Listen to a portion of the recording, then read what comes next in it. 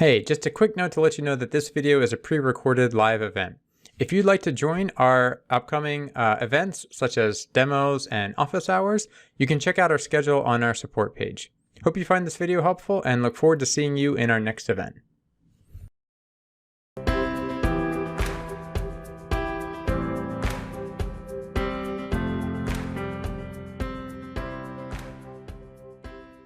Okay, all right. Well, thanks everybody that can join our demo today live, and welcome to all of you watching this demo at a later point. So in today's demo, I'm going to be talking about reporting metrics in ZooMonitor.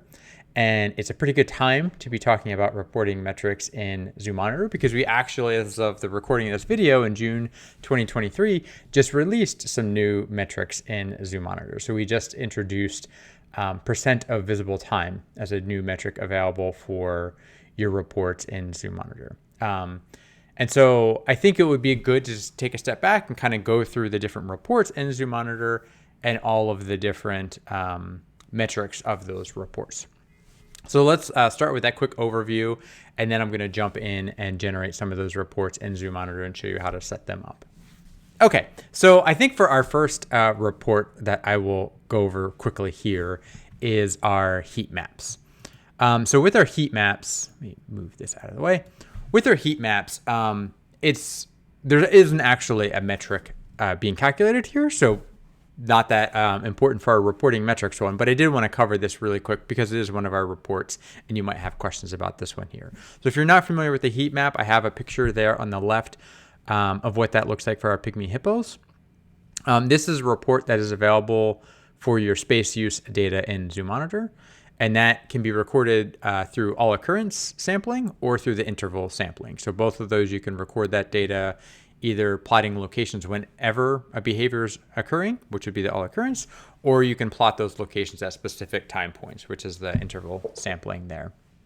And how this works is what you're seeing there is basically what's known as a kernel density estimation plot, and that's graphed over top of your habitat map image.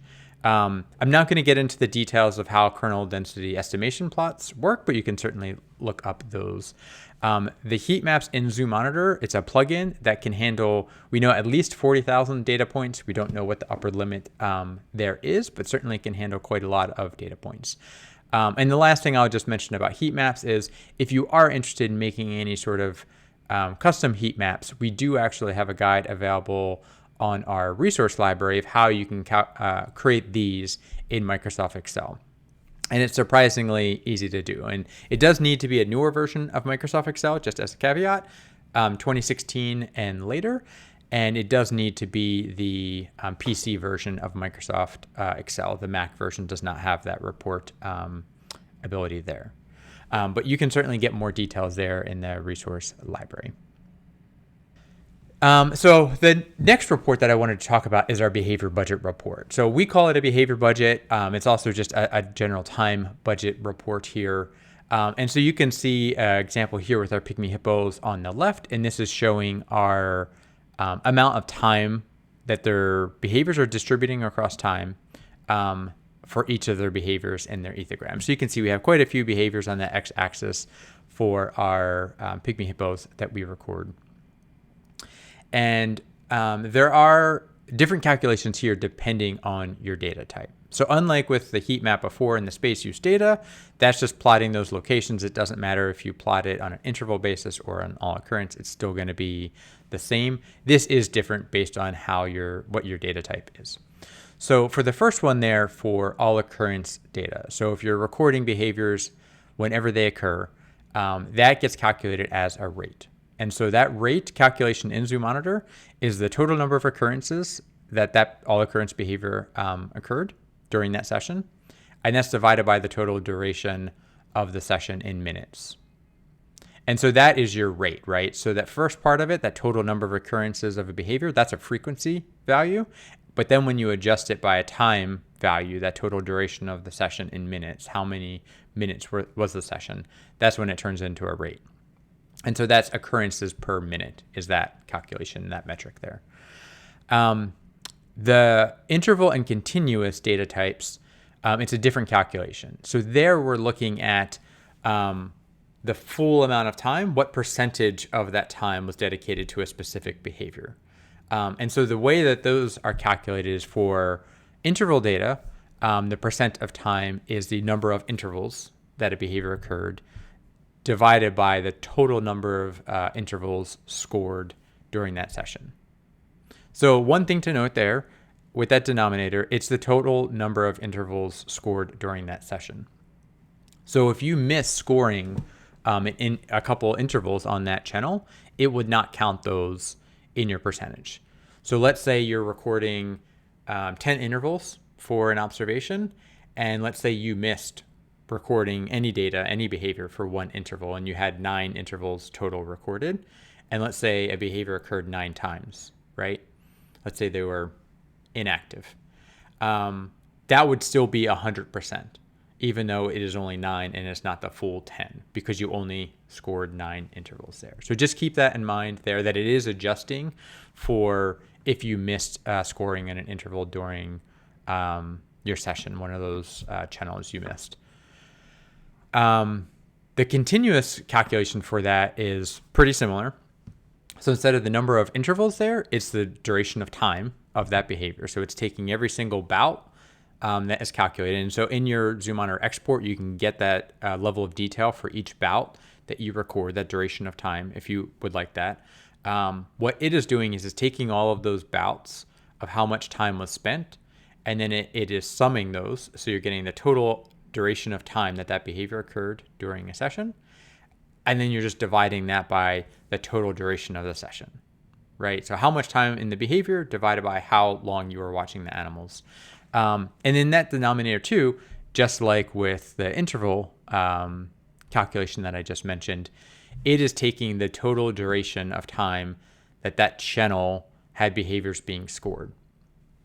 So if you're watching animals for 10 minutes, and let's say it takes you 5 seconds, 10 seconds before you score your first continuous behavior in that channel, it wouldn't count that 5 or 10 seconds as part of your total duration. So your duration for that session would be more like 9 minutes and 55 seconds, for instance. And so it is adjusting for that time where you're not scoring any behavior there. One thing to note there is if you are wanting to calculate a percentage, and let's say you're just looking at, you're interested in one behavior, right? Let's say you just want to see, maybe there's a specific social behavior that you want to track, and how much duration of time does that social behavior occur. In ZooMonitor, you can create that channel and you can add just that one behavior, right? And so whenever that behavior occurs, you would start that behavior, and then whenever that behavior stops occurring, you can hit stop behavior in ZooMonitor, right?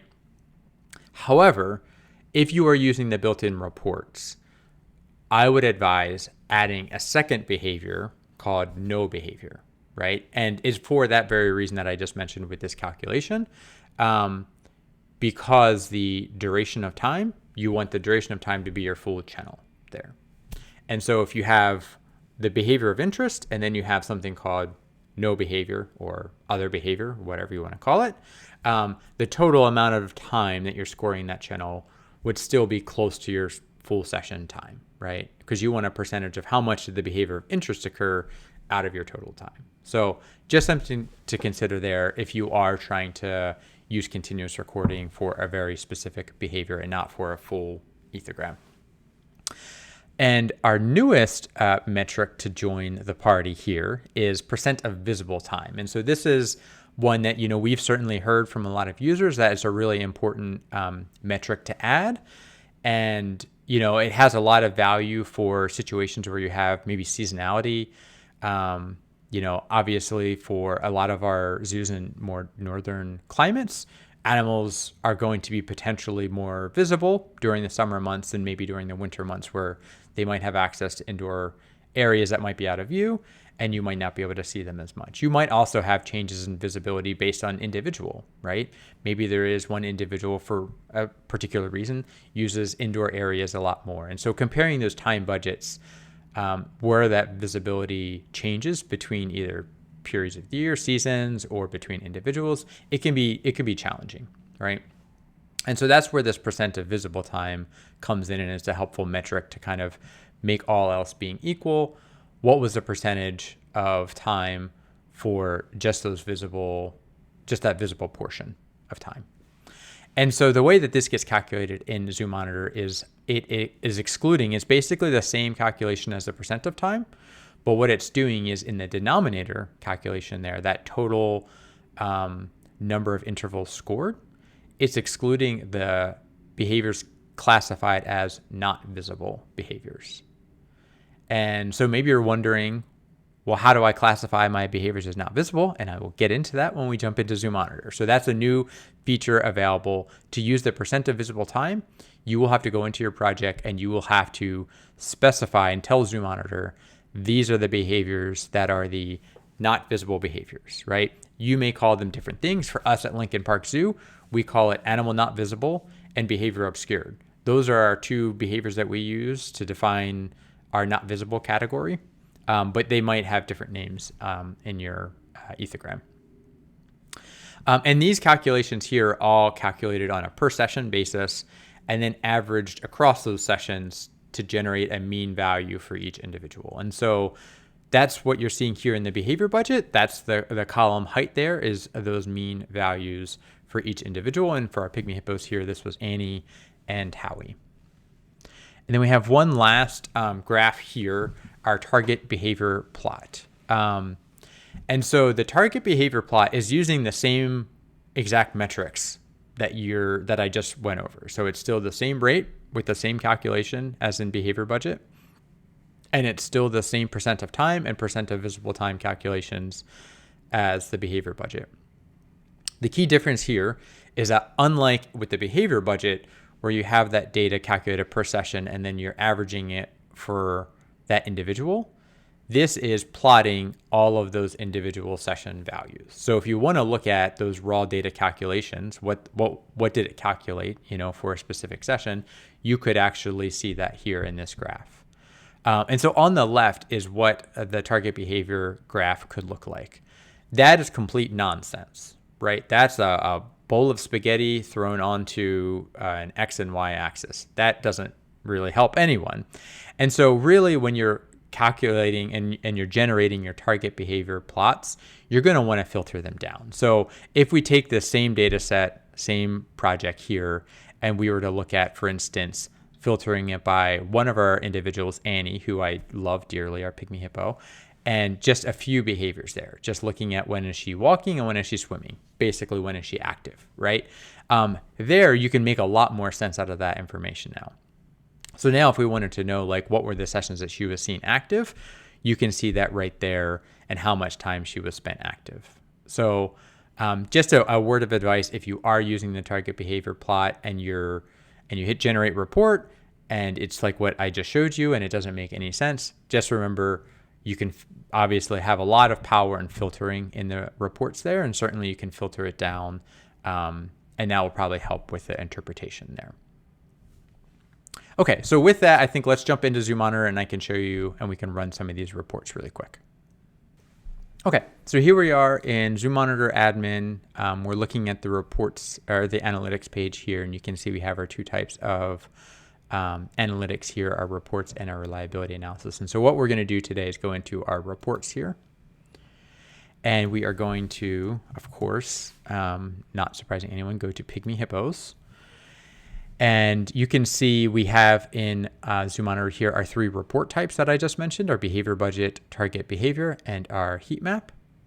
And so let's calculate a behavior budget first. And so we can go ahead and calculate that. And we'll go to calculating it for interval data here. So you can also do it for your rate data as well. And so as of the recording of this video in June 2023, this is some new features here that our users are certainly seeing. So one of the first things here is you're going to now need to pick a specific channel. So for us, let's go ahead and look at their interval behaviors. And once you pick a channel, it then gives you an option of the reporting metric and then the behavior grouping. And so the reason for that dependency there is, like I said, with that reporting metric, to have percent of visible time, you need to go into the project and you need to tell it which behaviors are your not visible behaviors, right? I mentioned that earlier. So let's first go ahead and let's just calculate 1% of time. We'll look at that, and then we'll jump into the percent of visible time. So here in the report, you can see I have it filtered just for Annie. And you can see this is the behavior budget plot for Annie. And you can hover over any of these and see the exact amount of time. And that's that percent of time or percent of scans calculation for Annie during this time period. So let's go ahead, and so to get the percent of visible time, I have already gone into this project and I have already specified what those not visible behaviors are, but let's go ahead and do that together. So let's go to projects here, and I'm going to pull up our Pygmy Hippo project, Pygmy Hippos, and I'm going to the behaviors tab here. And so that percent of visible time, there isn't an equivalent of that for rate, unfortunately. So there isn't a visible rate possible in ZooMonitor. And the reason for that is your rate calculation, if you remember, it's the frequency, the number of times the behavior is recorded during your session, divided by the duration of the session. To get the visible duration of the session, that would require you to have a continuous channel added every time you have an all occurrence channel, right? Because you would have to say like visible, not visible in there as well. So this is just available, the percent of visible time is just obviously a interval and continuous option there. And so we're going to go to our interval channels here, and we're going to go into interval behaviors. And this is our Pygmy Hippo ethogram. And so if I scroll down, you can see at the bottom here, we have our behavior obscured and animal not visible, those two not visible behaviors I mentioned. So if you go to edit, you can see that there's now this checkbox here that you can check when you set up a behavior, or you can edit an existing behavior. And so you just check that and you'll click save. And that's all there is to it. And when you do go in and you do calculate, you do check that box and you do set up a not visible behavior for a new project, ZooMonitor on the back end does need to calculate all of that percent of visible time for your project. And depending on how long that data set goes back, if you recently started that project or it's a new project, that obviously would happen very quickly. But if you do have years of data that you've been recording in ZooMonitor and you're using these metrics and you're setting up this not visible behavior, that could take a little while. So you might not see that percent of visible time metric available in your reports for possibly an hour after you check that box. So just to be, just to advise there that you might have to wait a little bit before running that report. So I would advise, if you are interested in using that percent of visible time, probably go through all of your projects right now and start classifying what those not visible behaviors are. So then whenever you do need to run those reports later, you'd be able to bring them up. So we're going to go ahead and go back to our Pygmy Hippo here, behavior budget, interval, and then we're going to pick the channel. So this channel was called interval behaviors, and I have this percent of visible time here.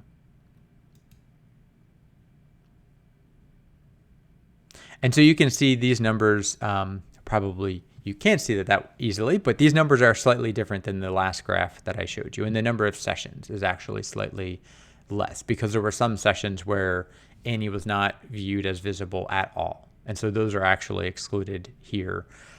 So if the percent of visible time is 0, if the animal was never observed during that session, they're not given zeros here for this calculation because the denominator is 0, right? So they're excluded from the calculation here. So the number of sessions that Annie was viewed as visible was 92 sessions here. And you can see the number of sessions in the header here. And that's actually a new feature we're adding this month as well.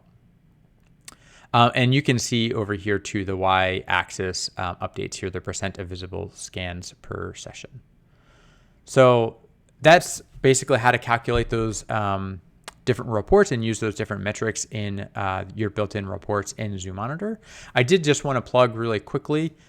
We do actually have some of this on our support site. So if you, some of the explanation in our support site. So if you go into data reporting, and then how are report data calculated. We have a whole article here that can help kind of give a little bit more explanation there as well.